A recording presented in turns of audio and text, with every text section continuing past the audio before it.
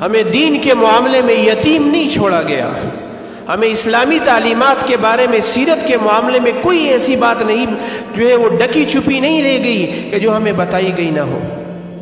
صلح حدیبیہ کا واقعہ آپ کے سامنے ہے، وہ ایک ایگریمنٹ تھا، وہ ایک معاہدہ تھا جو مشرکین مکہ اور حضور علیہ السلام اور صحابہ کے ساتھ تھا۔ اب ان کی طرف سے کیا ہو رہا ہے، حضور علیہ السلام کیا اس ایگریمنٹ پر کیا لکھوا رہے ہیں کہ بسم اللہ الرحمن الرحیم لکھو۔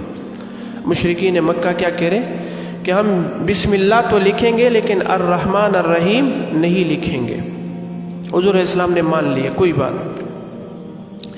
اس لیے حضرات محترم، کبھی کبھی جھک جانا بھی نبی کی سنت ہے، ہمیشہ اکڑنا اور تکبر کرنا یہ نبی کی سنت نہیں ہے، یہ سیرت کا پہلو نہیں ہے۔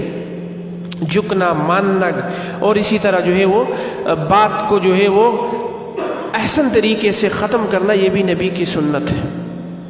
دوسری بات کہ لکھو محمد الرسول اللہ، وہ کہنے لگے کہ اختلاف ہی اسی پر ہے، ہم تو آپ کو نبی نہیں رسول مانتے ہی نہیں ہے، یہ لکھو محمد بن عبداللہ۔ اختلاف ہی اسی بات پر ہے کہ آپ محمد الرسول اللہ کہتے ہیں، ہم کہتے ہیں محمد بن عبداللہ۔ آپ علیہ السلام نے کہا کہ اے علی لکھو اس کو، محمد الرسول اللہ کو مٹا دو اور وہاں محمد بن عبداللہ لکھو۔ حضرت علی نے انکار کر دیا، یا رسول اللہ میرے ہاتھ آپ کے نام کو نہیں مٹا سکتے، میرے ہاتھ آپ کے نام کو نہیں مٹا سکتے۔ آپ علیہ السلام نے خود مٹایا اور وہاں پر محمد بن عبداللہ لکھ دیا۔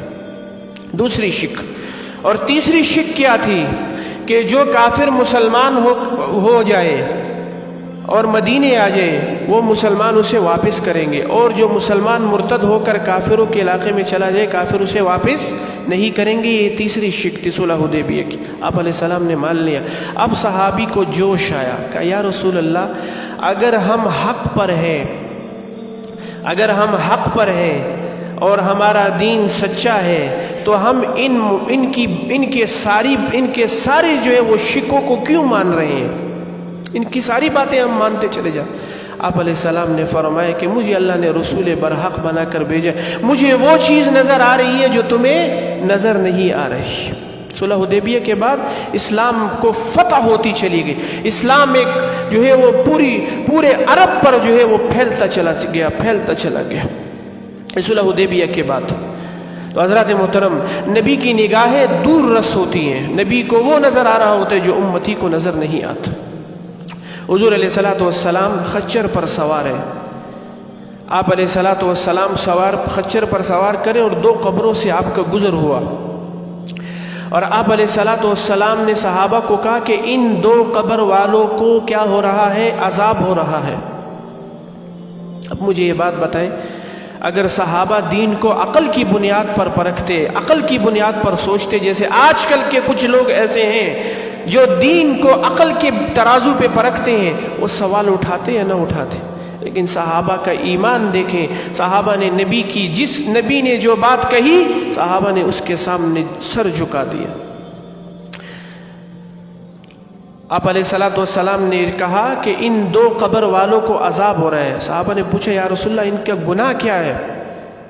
فرمایا ان کا جو گناہ ہے وہ اتنا بڑا نہیں ہے، لیکن پھر بھی ان کو عذاب ہو رہا ہے۔ نہ پہلے آدمی کو کہ وہ پیشاب کے چھینٹوں سے نہیں بچتا تھا، عموماً ہمارے اندر بھی ہے، کچھ لوگوں کو دیکھا گیا وہ کھڑے ہو کر پیشاب کرتے، اور کچھ لوگوں کو وہ پرواہ ہی نہیں کرتے۔ حضرات محترم، پیشاب سے کے قطروں سے اس لیے طہارت کی ابتدائی آپ کی جو ہے وہ بیت الخلاء سے ہوتی ہے۔